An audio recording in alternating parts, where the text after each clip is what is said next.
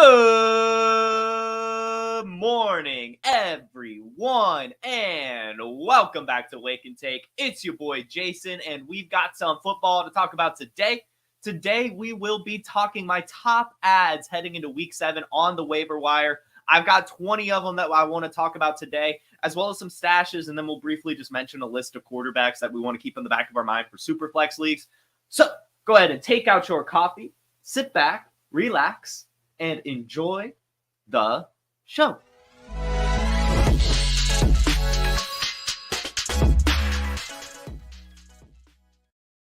And good morning to everyone here in the chat. Trip, Go, Jin, Dakota, Alex, Jamie. Thank you all so much for tuning in. Happy to see you all this morning. And if you are listening on the Wake and Take podcast, thank you very much for listening. Again, guys, the Wake and Take podcast can be found via the link in the description. Let's go ahead and get right on into this, guys. I just want to talk waivers. This is the time of year where things go crazy. This is really when the boys become men, if you will. And I'm seeing a lot of, I'm going to go ahead and call it. I'm going to call it waiver wire lists and suggestions that are not only wrong, but way too big. Guys, we don't need to be adding every single player that pops off. I don't want Bub Means. Are you kidding me? Why would I want Bub Means? What am I going to do with that? Start him for 8 points? No. Unless I'm that desperate. But if I'm that desperate, I'm probably not winning anyway. So what's the point? We've got players that you actually want to add. We don't want bench cloggers. And if it is a bench clogger that I'm recommending, I'll let you know. I'll say, hey, this might end up being a bench clogger, but I see the ceiling potential. And that's why. We, in fantasy football, care about the ceiling. Fuck a floor. What are we doing here? We want points. And we want roster space at the end of the day. And waiver wires can get very, very confusing when it comes to that, right? Where we just want to add this player. No. So go ahead and start asking your questions. Maybe you have some players you're thinking about dropping, players you think of adding. Who knows?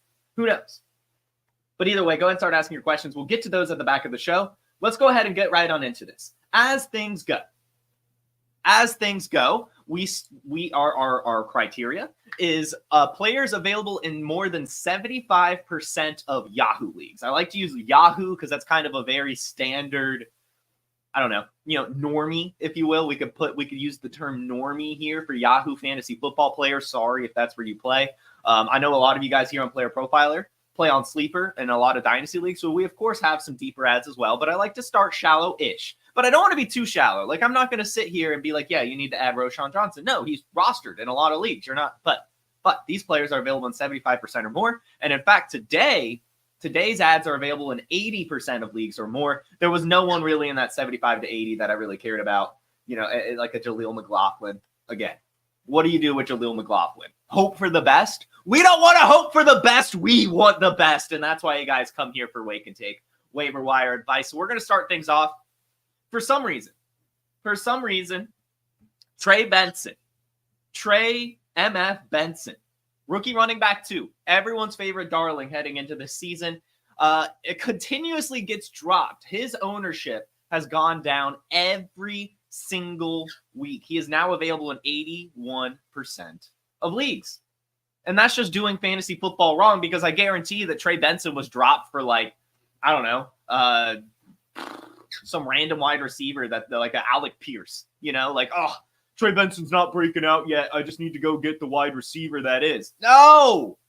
Running backs take time to break out, and generally they take an injury, as much as we hate it. So Trey Benson, still very much on track to be a huge contributor for your fantasy teams. We're only 6 weeks through the season. James Conner has played like 10 games at least every single year, I want to say, but has never had a healthy season. Like, he normally misses like 3 games or something on average. So Trey Benson's going to have some time this year, so don't drop him. If he's been dropped, pick him up. 5 carries last week, 9 carries the week before that. Is getting utilized here and there. He's taken over Emari DeMarcado. He's the backup running back. He has the draft capital. He has the profile. Get Trey Benson. I can't believe I have to even keep saying it. Also, no, stop it. Stop it. We can't. I hate when breaking news happens on the show. Stop it. Oh. Stop. This was worst case scenario. Worst case scenario, Devonte Adams has been traded to the Jets. The worst. There's no good news about this, guys. Absolutely no good news. This sucks for Garrett Wilson. This sucks for Alvin Lazard. This sucks for Devonte Adams. This sucks for Tyler Conklin. This sucks for Mike Williams. Hell, this kind of sucks for Devonte Adams. This is absolute worst case scenario. Sell Devonte Adams right now based on the hype. I don't know why my camera is weirdly blurry right now, but if you have Devonte Adams in Dynasty, if you have Devonte Adams in redraft, sell him. People are going to be very excited that he's reunited with Aaron Rodgers. I'm not. I'm absolutely not. Now, it might help depending on how severe this Garrett Wilson injury is. But yeah, this is just awful. I don't think a single person is happy about this. What is going on with my camera? Why am I just out of focus? What is going on here?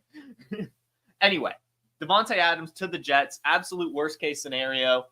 You hate to see it.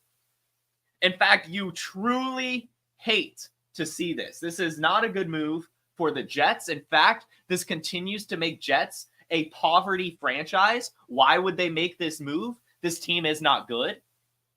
This Jets team is not good. Devonte Adams does not help them. There I am. Sorry, I'm also, as my job title suggests, I have to make social media posts about this stuff. That's why I hate when breaking news, especially this big, happens on the show. Oh, God dang it. All right, here we go. It's official. Devonte Adams has been traded to the Jets. What are your thoughts? Okay, cool. Go check out Twitter, guys. Follow Player Profiler on Twitter. Yeah, Devonte Adams, a New York Jet. That is awful. That is awful, awful, awful stuff. So, guys, back to the waiver wire.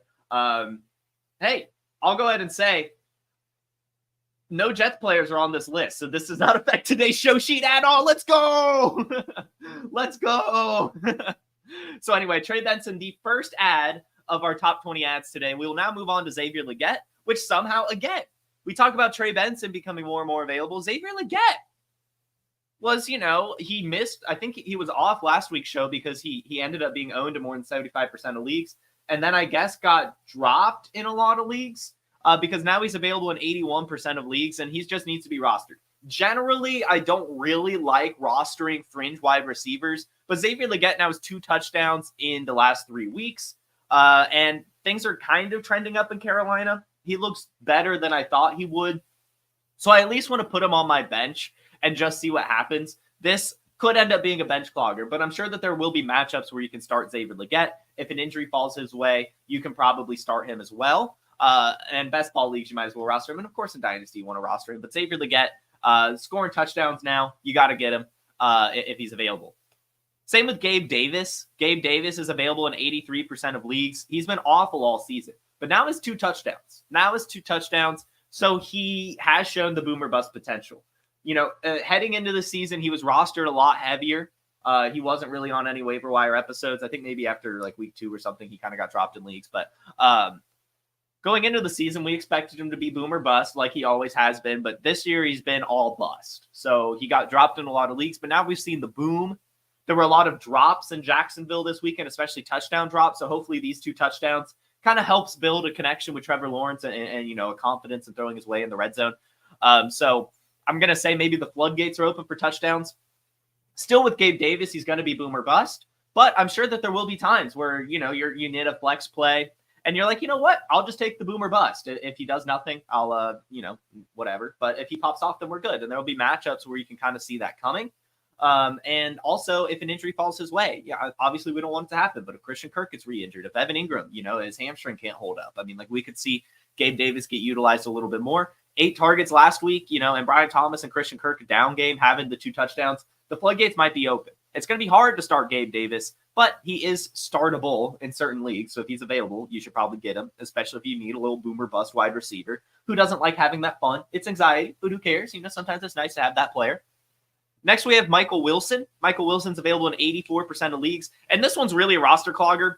I actually I traded him away from a third in one of my dynasty leagues, and I've been debating dropping him really in another because I don't really know if you're ever going to feel comfortable starting Michael Wilson because he's not really getting great usage. He's getting it. Like he has 2 touchdowns on the season.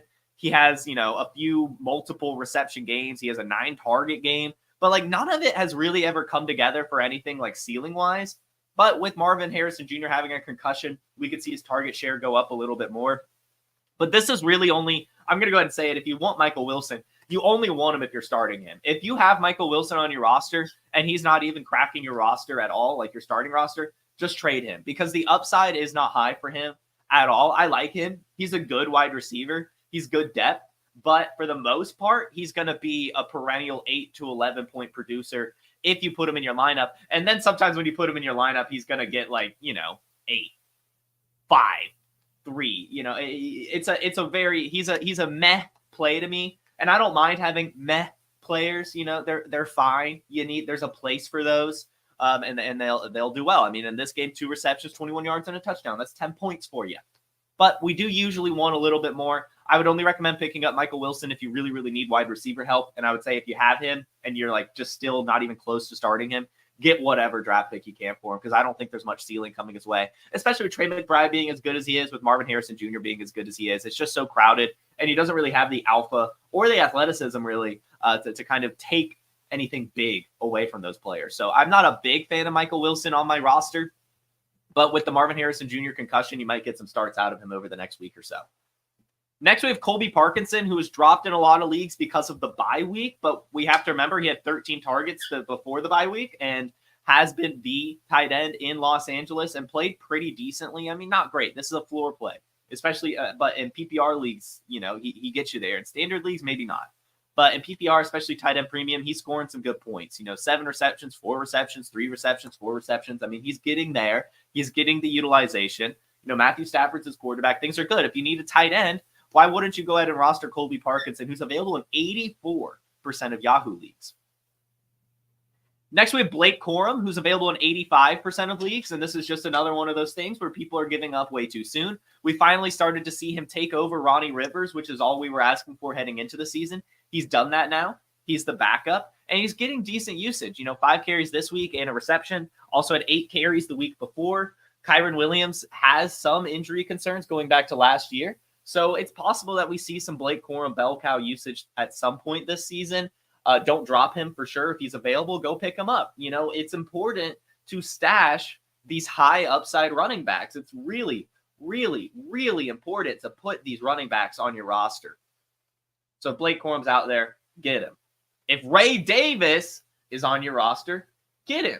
Ray Davis is a big one for us here at Wake and Take. Shout out Tyler Knably, the president of the Ray Davis fan club. What a call. What a call. And we talked about it all off season. We weren't really drafting James Cook. And a few weeks ago, we talked about selling James Cook because he's not a bell cow. He was getting a lot of usage early in the season, but he does not have the frame to carry that type of workload for a long time. He doesn't. And that's why the Bills stopped using him like that last year. They brought in Leonard Fournette. Ty Johnson was getting carries. Latavius Murray was getting carries.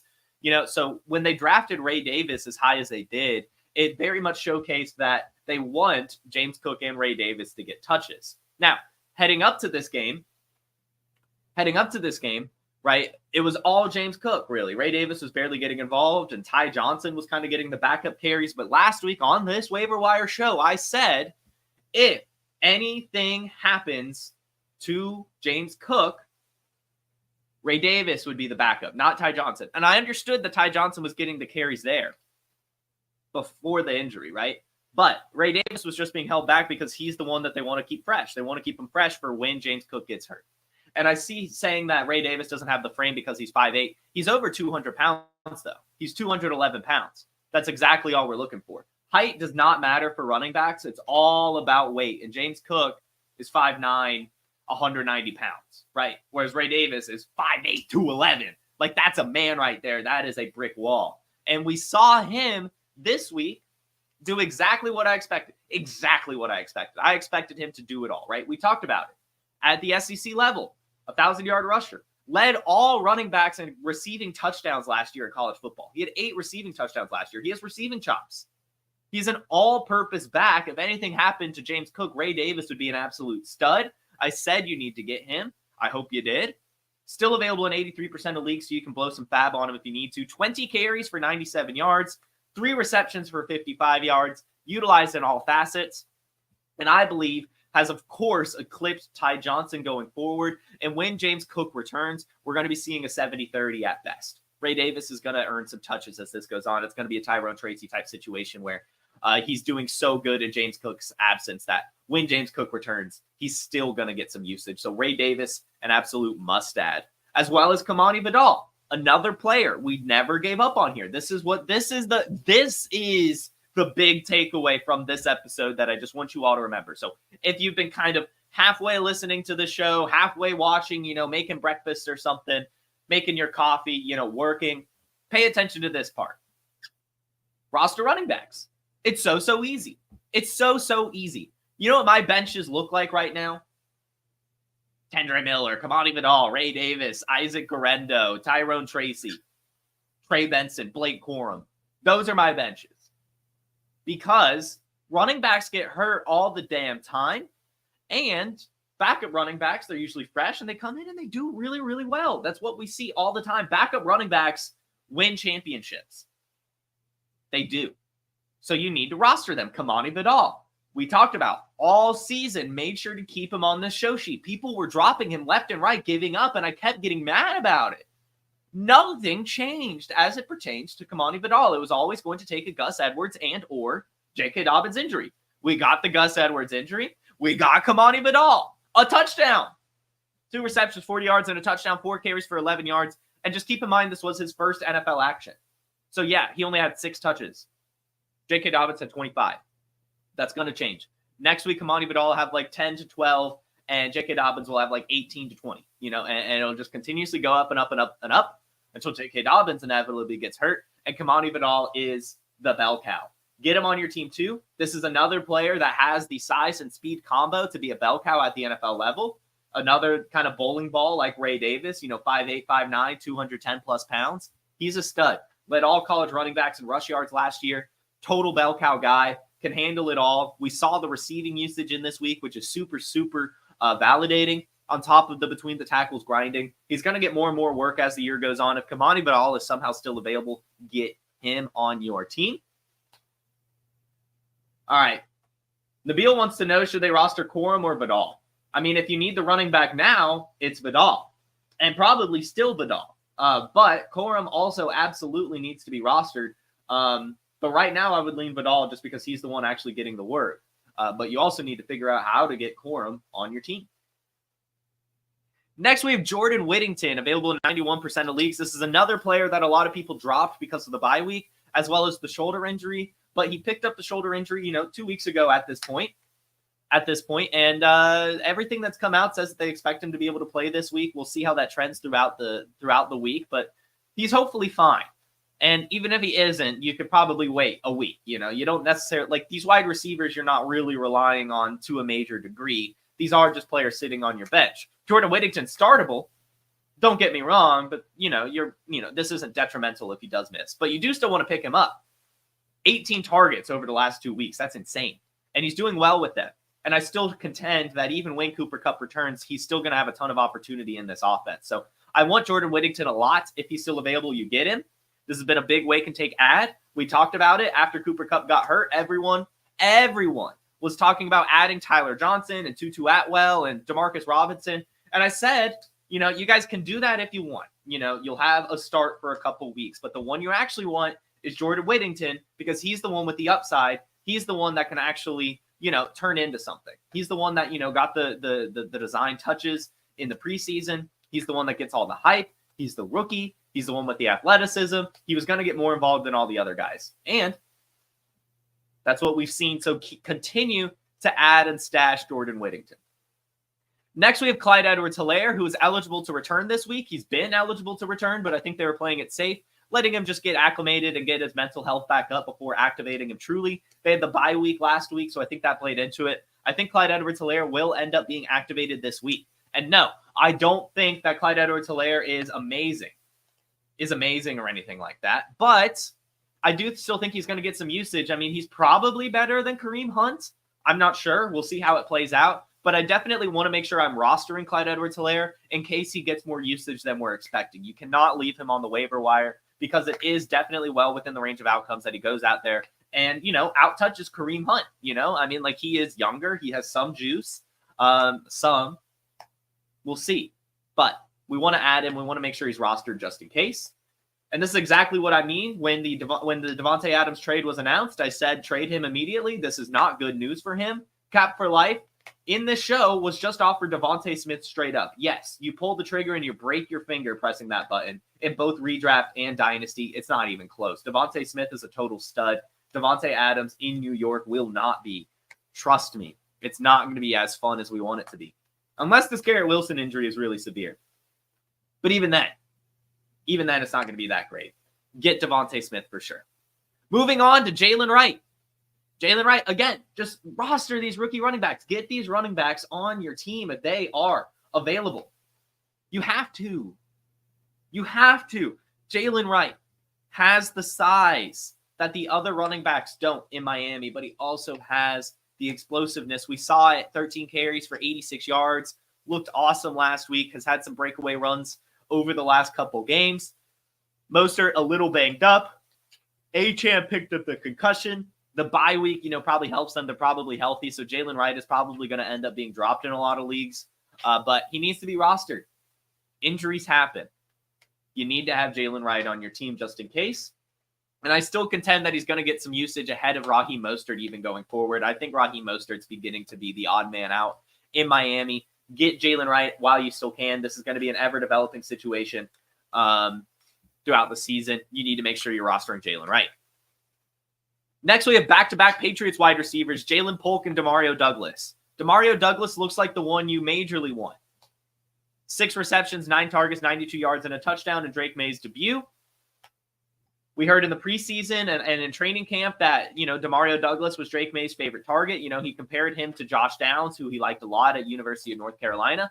And we're seeing that translate to targets on the field now at the true NFL level in the regular season. So DeMario Douglas is a must roster and honestly might be startable going forward as he looks to be his favorite target. I would maybe wait one more week before, outright saying he's an every week starter in PPR leagues, but he definitely needs to be rostered. A priority add this week is DeMario Douglas. He's going to be huge. But Ja'Lynn Polk, 2. In this game, he didn't look great. 4 targets, only 1 reception for 4 yards. But this is a second half of the season play. Ja'Lynn Polk's a rookie. But we know that Ja'Lynn Polk and Drake May had a good connection in the offseason. We know that they're going to continue to build that connection as well because of the draft capital. We know that Ja'Lynn Polk was really good in the training camp and, really, really fought to be higher up on the depth chart.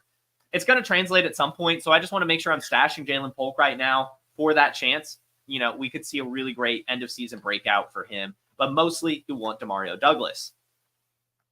Next, we have Kendre Miller.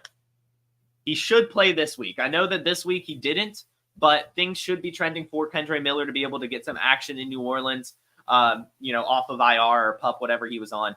Available in 94% of leagues. Dropped everywhere. People hate rostering Kendre Miller, but I think that you should have him. If anything happens to Alvin Kamara, Kendre Miller will end up being a league winner. He will. No, he has the draft capital. He has the athleticism. He had the spike week last year. You need to get him on your team before it's too late. Same philosophy, Marshawn Lloyd. He's also eligible to return starting this week. He's missed his 4 weeks now from his IR stint. Emmanuel Wilson has been getting, honestly, an annoying amount of touches in Marshawn Lloyd's absence, even with Josh Jacobs out there playing well. I do believe when Marshawn Lloyd returns that he will kind of be taking the Emmanuel Wilson usage and may even push a little bit more because of his athleticism, especially in the pass-catching department. Marshawn Lloyd is extremely, extremely elusive. His main problem is staying healthy. He is undersized. Cody called his legs like chicken legs or something. He has very small calves. But he is very athletic, very elusive, on a really, really good Packers offense. If Marshawn Lloyd was dropped any of your leagues because of the IR, go ahead and pick him up as he is eligible to return starting this week. get Marshawn Lloyd on your team. Isaac Guerendo, of course, this is a priority ad, but we're just going in order of the rostership. He's available in 96% of leagues. This has been a player I've consistently recommended stashing. If you guys will even remember, going into the season, I had my hot takes episode, one hot take per team, and I said, the handcuff you want in San Francisco isn't Jordan Mason, it's Isaac Guerendo. And yes, that kind of burned me because Jordan Mason was incredible the first few weeks of the season, but now it's the Isaac Guerendo show. And he's just awesome. He's just awesome. He's so fast. 4.3 speed, 10 carries, 99 yards. Should have had a touchdown, but slid. We're going to see a lot more of this, too. This was just his first game, and he was, thrust in. Now they're going to be able to kind of game plan around him, and he'll have full practice with the ones. Isaac Guerendo is a must-start going forward in this offense. Priority ad. I would throw a crap ton of fab at Guerendo to be sure. In deeper leagues, you can add Patrick Taylor as well. Definitely add Patrick Taylor in deeper leagues, as it looks like he's going to be more of the pass-catching back. 5 carries and a reception for him against Seattle and Jordan Mason's absence. So in deeper leagues, definitely get Patrick Taylor. Jalen McMillan, we still want to roster him. He made his first game back, so he is healthy now. And I just want to mention it because the Tampa Bay Buccaneers wide receiver 3 is valuable. Jalen McMillan wasn't that this week, but I think that's because it was his first game back from injury. We saw Sterling Shepard kind of get the utilization. 4 targets, 3 receptions, 23 yards, even had some carries. Sterling Shepard had the touchdown last week. Trey Palmer has had a touchdown this year in Jalen McMillan's absence. The wide receiver 3 in Tampa gets some looks. And Jalen McMillan will end up getting some looks as the year goes along. And if anything happens to a Mike Evans or a Chris Godwin, he will be electric based on how this offense looks right now. So yeah, Jalen McMillan, get him. Luke McCaffrey, available in 98% of leagues. Definitely get him as well. I'll go ahead and say it. This might end up being a little bit more of a roster clogger, but I believe in Luke McCaffrey's breakout for the second half of the season, maybe even just the last couple weeks. And in Dynasty specifically, you want Luke McCaffrey, especially for 2025 and beyond. He's had a few 3-target games this year, has, averaged about 17 yards a game. I think that that's going to continue to increase as the year goes along. And, if an injury falls his way or whatever, or just Jaden Daniels becomes a better passer, who knows?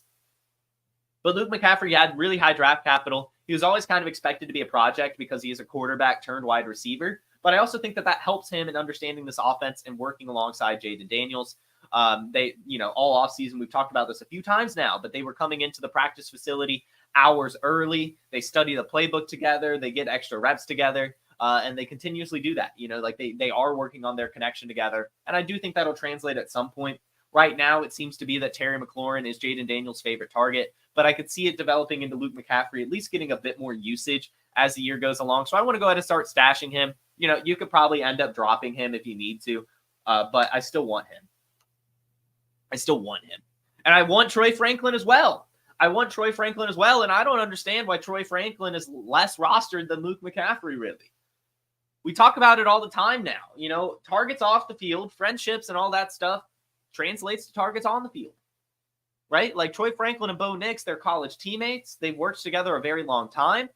They're drafted in this class together. I'm sure the long-term plan is for these two to be, a really good connection together. And we saw it, first career touchdown. He's getting utilized here or there the last few weeks, not a ton, 9 targets over the last 3 weeks, but it's going up, and it's going to continue to trend up as the year goes along, especially as the year gets lost. As the year continues to get lost, then we'll see, them kind of working towards developing these players. And so Troy Franklin is a player I really, really want to roster. I think he'll have a fun breakout towards the second half of the year. And Sean Tucker, available in 99% of leagues. We just saw him absolutely explode. Todd Bowles has come out and said he looked like the player they drafted him to be. I mean, obviously, when Rashad White returns, he's going to get some usage. But Sean Tucker looked amazing in this game. It's going to be very hard to pin him down at all. So I'm sure that it'll almost turn into a 3-headed monster at some point.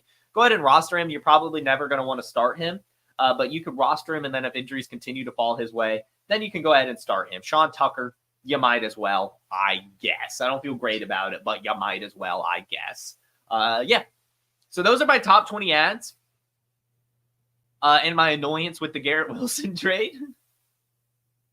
Let's go ahead and get into some stashes real quick. Just briefly going to go over some stashes that you guys can look at.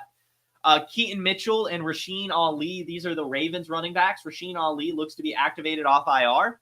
Keaton Mitchell, not yet, but will probably be at some point this season. If anything happens to Derrick Henry or Justice Hill, those two running backs would be good. So if you have them available in your leagues and it's deep enough, you could probably stash them. Dameon Pierce as well. It seems that Cam Akers is like the RB4 now. Dameon Pierce looked pretty good. He's the backup to Joe Mixon. He's healthy now as well.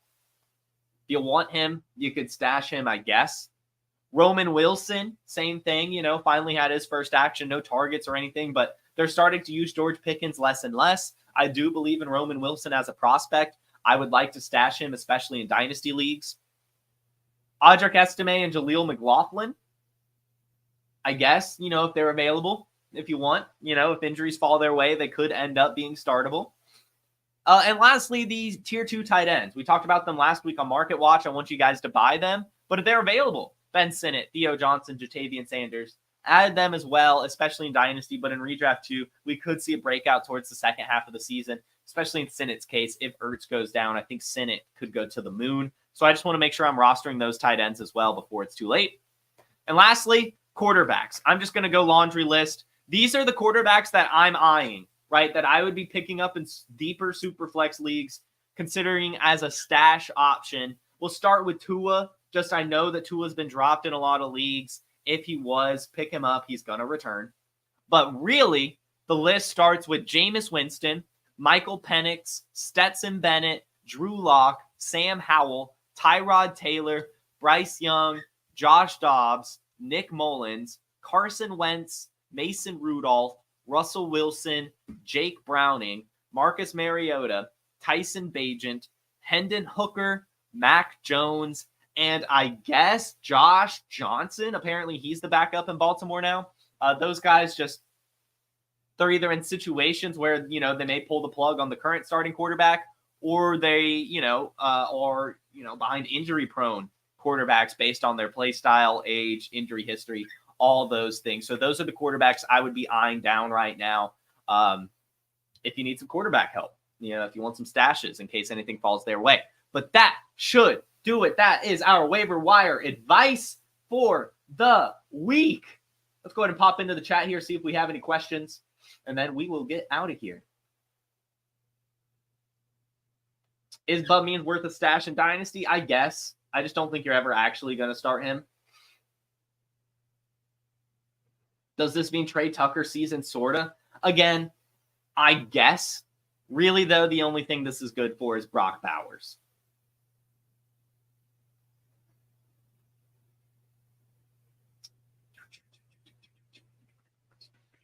I do not think Adams and Wilson will be a similar Jamar Chase, T. Higgins duo. I just don't see it. I don't think there's enough volume to go around in this offense. Maybe, but I don't really see it. I would not drop Lazard. I would absolutely not drop Lazard. I know that sounds crazy and counterintuitive. Aaron Rodgers likes Alan Lazard. What do you want me to say? Right? Like I say this all the time. Off the field, friendships lead to targets on the field. Alan Lazard and Aaron Rodgers have played together for years. They have a connection. They're friends. He's going to continue to throw to Alan Lazard whether you like it or not. Don't drop him. Did I cry after losing again in Wake and Take Best Ball 1? Guys, this team is somehow the most mid team ever. I haven't won a game. I haven't even won a game against the median in this league. It's a best ball league with the listeners. So, hey, shout out you guys for kicking my ass. I'm doing better in the other Wake and Take listener league, at least. 32 team, not so much. That one's going downhill as well. But this one in particular, this best ball 1 league, I don't even know what went wrong. Because I looked at my roster and I'm like, this is actually a damn good roster. But I just I keep getting mid. And it's like CJ Stroud. So it's just fine. I've got Marvin Harrison. So it's just fine. I don't know. It's weird. But I have Tony Pollard, DeAndre Swift. I don't know. I have the pieces. Bijan. I don't know what's going on. I really don't. But I am losing every week. And it's honestly, yes, it is starting to piss me off. But I am happy that you guys are doing well. You traded Justin Fields and CeeDee Lamb for Sam Darnold and Tyreek Hill. Give me the Justin Fields and CeeDee Lamb side of the trade I mean, 10 times out of 10. 10 times out of 10. Sorry if that was not your side, but yeah, I would rather have Justin Fields over Sam Darnold, and I would rather have CeeDee Lamb over Tyreek Hill. Pop Douglas or Jacoby Myers in PPR? Pop Douglas. Cool. Yeah, I think it is Marvin Harrison Jr. It's killing me. It's sad. But yeah. Oh, well. That's the name of the game. Yeah, like Rome Odunze is on that team too. I think that team in particular, I drafted a bit too much for the second half of the season, which is something I do. I'm always like drafting. I'm like, who cares about the beginning of the season? I want to win championships. And then like that team in particular, I just totally dudded out at the beginning of the season. I'm not even going to be there for the second half. So, hey, don't be surprised when like week 10 onward, I continuously win, but still miss out on the playoffs. I'll go ahead and call that. But hey, worth a shot. Shout out you guys for kicking my ass. Now, everyone, thank you for tuning in. This was another fun episode of Wake and Take. Make sure you hit that like button. Make sure you subscribe. And make sure you tune in tomorrow for our Market Watch. We're going to be talking the top buys and sells heading into Week 7. You all have a terrific Tuesday and a wonderful rest of your week. Peace. From the Podfather to you, I deeply appreciate you tuning in. And many ask, what can I do? What can I do to help support the hosts, the research they do, the production costs? Go to PlayerProfiler.com, Dynasty Deluxe, World Famous Draft Kit, Rankings, DFS Dominator, and of course, Data Analysis. Subscribe to any one of those, and you support all of us and take Player Profiler to the moon.